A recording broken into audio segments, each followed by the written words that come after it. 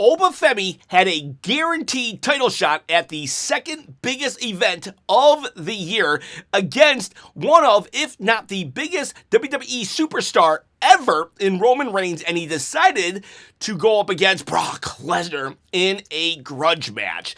That is a questionable decision. Now, hear me out. I actually am looking forward to the match, but my sentiments, they reflect what Tracy Wood says, and her hot take says, I'm excited for Oba versus Brock, and I like Seth versus Roman after I heard what they had to say. Okay, so I want everybody to hear me. I'm excited and like the fact that we're having Brock versus Oba and we're having Roman versus Seth. Now, I would have rather had Roman versus Oba, but at the end of the day, these are two great matches. Very excited. But how we got here, I think, is lame and ridiculous, to be frank with ya. WWE has always known that the end game was Oba versus Brock and Roman versus Seth at SummerSlam. And yet, they wrote it in a way that doesn't line up with that ending. They had a King of the Ring tournament that literally says you get to pick the champion of your choosing. If they know that the King of the Ring won't be picking the champion of their choosing, then don't make that person the King of the Ring. And Triple H can't blame TKO on this one. The Rock has not got involved. There is no Pat McAfee. There is no Jelly Roll. There is no corporate overlord making this happen right now. It is the WWE creative that wrote a story that has Oba Femi saying, nah, I don't really feel like going for the championship right now. Like, come on, man. I do understand why Oba would go after Brock Lesnar, but at the same time, write the story different when you know the ending. All you had to do in the beginning of the entire tournament was have Oba not advanced in the first round. It was a fatal four-way. You could have literally had Brock Lesnar come out right there and destroy three of the participants, Oba being one of them, had Solo Sikoa pop his head up and be like, what? Okay. And he snuck in and got the victory. You could have had Oba Femi then livid about this, right? Go in the back, attack Brock Lesnar. They fight, like, I don't know, he F5s him in the dumpster and he leaves, right? Now the King of the Ring tournament, it proceeds. Seth Rollins or Jey Uso win. They win, and they go and do their thing. But Oba and Brock, then they can feud all the way to SummerSlam. And you can be like, well, it's too long of a feud. What? They needed Oba to fight somebody in the meantime. Then have Oba feuding with the Vision as he goes on a quest to get to Brock Lesnar. You know, Oba comes out to the ring the next week, and he's like, Brock, we need to end this. I'm going to murder you. And then Paul Heyman's like, hey, Brock already ended it at Clash in Italy. Last week was just because you were running your mouth about him. Brock said, keep his name out of your mouth. And then Oba says, fine. If I can't get Brock, I'll get his advocate. And then he's like, I'm just the messenger. I'm just the messenger. And so then Oba goes to attack Paul Heyman. And guess who interferes? Braun Breaker. Braun Breaker stops him. And we can have Oba versus Braun at Night of Champions. And when Oba beats Braun, we could then have Oba get his hands on Paul Heyman at the next Raw. Boom. Then we have Brock Lesnar's music comes out. And we're off to the races. That could set up our matchup at SummerSlam. Oh, but we wanted Oba to be King of the Ring. Okay, fine. Don't let the winner be able to pick. These are your stipulations. You write the story, Triple H. You can do whatever you want. If you can literally write Oba out of a championship match, then you can literally write the King of the Ring to not be for a championship match. Because as it stands, the guy who was in the first round eliminated and the guy who lost in the finals, those are your number one contenders. Write your story to match the ending that you know about. But as it stands, Oba will not be challenging for this title. But as it stands, you, the viewer, can challenge for this title. All you got to do is comment below and subscribe to the channel, and then you will be entered to win. At 30,000 subscribers on my quest to quit my day job, I'm going to give it away. I'll ship it anywhere in the world for free. So if you live in Guam, Italy, Nepal, wherever you live, Egypt, wherever you live, I will ship it to you free of charge. Even Ohio, people. It's not a toy.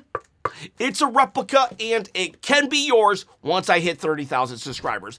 Let's look at some more hot takes. Scott Woodford says, my hot take is obviously Oba should have done double duty. There you go. Another way around this problem. Oba could pick Roman Reigns and says, I'll fight you night 2. But, Brock, I want you night 1. And Brock's like, no, we're not going to do it. And then Oba says, tell you what, I'll put my championship, my number 1 contenders match on the line. You beat me, you face Roman Reigns. I beat you, well, you stay out of my business, and then I will go on and win the championship. Tay Sign says, whoever really thought Oba doing double duty was logical, you don't know Graps. Well, I guess I don't know Graps. Let's change the name of this channel to I Don't Know Graps Chop. Errol Noir says, so why did they just let Jay win if they seemingly have no plans to have Oba challenge at SummerSlam? Exactly. Like, I didn't want Jay beating Oba Femi, but the storyline, as of right now, would have called for it. Jay's still going to Sami Zayn and challenging him for the belt. They should have just done the predictable thing and had Brock attack Oba at Night of Champions. At least it would have been logical. Wrestle Don says, I'm not even mad that Roman and Seth are fighting at SummerSlam, but WWE needs to explain how Oba can just turn King of the Ring into Money in the Bank since the title shot is supposed to be for SummerSlam specifically. You're right. And now, I don't think it's Money in the Bank where Oba can just, cash in at any exact moment, but it's kind of like you get a title shot of your choosing in the future. So I think Oba could be like, all right, WrestlePalooza, let's go. Saturday night's main event, let's go. Night after SummerSlam, let's go. But the contract does not say that. The contract says SummerSlam. When they advertised the King of the Ring, it specifically said a champion of your choosing at SummerSlam. First Sergi says they got Oba in this stupid holding pattern with Brock while they try their darndest not to fumble a shovel pass into the end zone. I don't know what a shovel pass is, but I can kind of understand what you're saying through context. Sorry, I don't watch fake sports. However, you are absolutely right. It's like, I think they're trying to hold off Oba's win until WrestleMania, which, don't do that. Just crown the guy. He does not have to win his first championship at WrestleMania. It just doesn't have to happen. Not every single important moment in someone's career has to be a WrestleMania moment. With this holding pattern, just pull the trigger. Charles Yancey says, I was against, but after listening to Seth's compelling promo, Seth and the OTC is the right decision for SummerSlam. Yeah, again, I'm very excited about this. I cannot wait for them to go at it. But those two were always going to make you believe they should be the main event. But the problem is what I said in the beginning. We already knew that was going to happen, so they should have wrote the story to make that happen. Have Seth Rollins and Jey Uso meet in the finals. And then it could be even Roman being like, Jey, you need to take out Seth. You need to take out Seth for me right now. Jey fails. So even the tournament itself could have been a vehicle of a storyline for Seth and Roman. Andre Bryant says King Jey would have actually been a gimmick after he would have backstabbed Roman and lost against Roman at SummerSlam. I don't think he would have challenged Roman, but Roman Reigns actually stole the crown from Xavier Woods. What if we would have had Jey Uso made a sly comment if he had won? You know, Jey wins the King of the Ring and he says, hey, Roman, I actually won the King of the Ring. You know, kind of alluding to the fact that Roman was a pretending king, and that could have set off Roman down a path of just being really upset with Jey. Like, that would have been cool right there. Woke1340 says this Oba decision is worse than Theory cashing in for the U.S. title. So we had Austin Theory one time. He had the Money in the Bank. It was during the Bloodline era, and instead of cashing in on Roman, he cashed in on Seth Rollins, and he actually lost even. But the fact of the matter is he cashed in on Seth when Seth was a U.S. champion. I don't think this is as bad as that, honestly. Like, I can't fathom a world in which someone cashes in the Money in the Bank for anything other than the top title. So I personally think that this is still, Theory's cash-in is still like one of the worst decisions ever, but I agree that this decision of Oba is it's not It's not a good decision. And people are going to hear, but Brock and Oba is going to be a great match at SummerSlam, and I'm excited for it. I'm excited for it too, people. I think how we got here is lame and dumb, and it made Oba Femi kind of look not the smartest. Amanda Christensen says, the whole reason for King of the Ring tournament was the winner was to get a title shot for his choosing at SummerSlam, not whenever you choose. So I'm left to wonder what was the point of something like the King of the Ring tournament. Exactly. And then let's do one more on the Oba topic, and then we'll move on to other hot takes. We got Tiz Mickey with a rant. None of this makes any sense. This is like when Cody won the Rumble and told Roman he's coming for that title, but not at Mania. Yes, Seth versus Roman needed to happen, and yes, it's now or never. But what was the point of Oba winning? I know I'm going to get hate for saying this, but Jay should have won, especially because Sami has the title and Seth could have challenged Roman. I think the most egregious thing out of all of this is they buried Braun Breaker so Seth could look strong going after Roman. You're absolutely right. This was such an easy layup. It was such an easy layup. You either let Oba challenge Roman or you don't let Oba win the King of the Ring. That's it. It's like they had a square peg and there's a round hole, right? And so they had to shave off everything to make this square peg round so they could put it in the round hole when they had a round piece right here the entire time. So yeah, Tiz Mickey, I agree 100% with you. Both the King of the Ring and the Queen of the Ring tournaments meant nothing because SummerSlam, the women's match is just a rematch and the men's winner doesn't get to pick. I agree. Let's do some more hot takes. Jimbo Slice says, I might be nitpicking, but I don't think Jacob should have been out there with Roman and Seth. That segment was special and should have just been the two of them.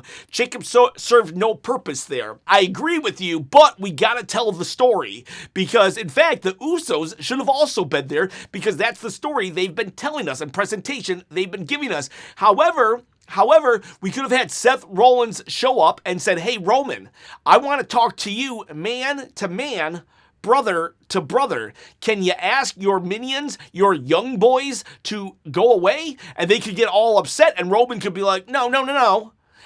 I got this. Then it could show that Roman was not afraid of Seth. And it would show his power over his young boys. And then we could have had a one-on-one. So I agree with you, but we just needed to add a little more steps to make it make even more sense and give nuance to the characters. Moses Fry says, I hate the Bloodline being used on both Raw and SmackDown. You know what? I personally don't mind because I love the Bloodline, but I can understand that perspective. Because if you already don't like the Bloodline, at least there's another option for you. You could be like, I'll just skip Raw, I'm gonna watch SmackDown, but now I can't even do that. So, like, I feel for you. I personally, give me more Bloodline, but I do understand your perspective, and I think that's a valid take. Bishop Marley says, I've never been more excited for a Roman Reigns title match than I have been for Roman versus Seth. I always thought they've had an Austin Rock type rivalry, and WWE should really start treating it as such. Yeah, I'm very excited about this. I really hope they play into their history. Like, we're gonna be eating good. Oba Chop, I thought you said you wanted Oba Roman. I did want Oba Roman. Doesn't mean I don't want Seth Roman. And what I'm really upset about is how we got here. That's what I'm really upset about. Not the fact that we did get here. I'm upset with how we got here. Mac Daniel says, I'm a little excited to see where the LA Knight and Solo storyline go. They have potential. You know what they do? I didn't realize I wanted LA Knight and Solo Sikoa kind of palling around with each other until they started palling around with each other. Blue Wo Love says the same thing. LA Knight and Solo could be an interesting pairing if they commit to it. That's a big if. Will they actually stick to landing? Because LA Knight, Solo Sikoa, I'm not saying make them a tag team, but I am saying maybe scratch my back, I'll scratch yours could be a thing between these two. Dial Stand Proud says they really gotta stop trying to push Austin Theory. He just isn't the guy. Or they need to try as a babyface, because as a heel, you're right. Just stop. They tried as a singles guy, they've tried as a tag team guy, and now they've tried in the Vision. He's not the guy. as a heel. Turn him babyface. That's like, let's try it. Why not? Like, we tried everything else. TTJC says the Roman and Seth segment annoyed me because Roman beat Seth twice in single matches. One time in 2014 and one time in 2017. Yeah, I actually posted this last night that Seth Rollins is a liar. And then I started questioning myself and I took it down, but then I realized I was right when I did more research and I put it back up. But yes, Roman has beaten Seth Rollins 2 times, not just on house shows, not including house shows. He's beat him twice. Now, it was the big dog version of Roman Reigns, and it was not on a PLE. But Seth Rollins referenced when he did the heist of the century on Roman Reigns at WrestleMania 31, I believe, 32. Therefore, that was on the big dog. By Seth referencing he beat the big dog, that means he was encompassing their whole career. And if that's the case, Roman has beaten Seth. Now, the argument that people have been saying, well, they're just talking about the big one on a PLE. I mean, okay, fine.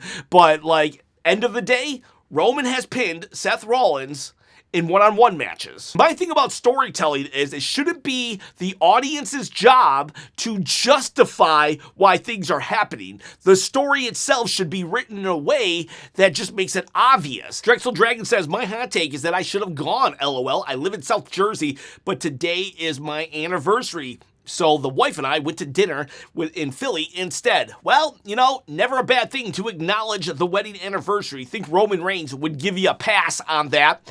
And for the record, happy anniversary, you two lovebirds. Money on Repeat says, in Chad Gable's entrance, instead of his music saying his name, it should have said, thank you. He should have done any other entrance music in the entire world. Whew. Chad got Def Rebelled for sure. I Love AEW Wrestling says, I really don't know what Austin Theory and Maxxine Dupri and the WWE have taken so long with the storyline that I just don't care anymore. Did they break up last night?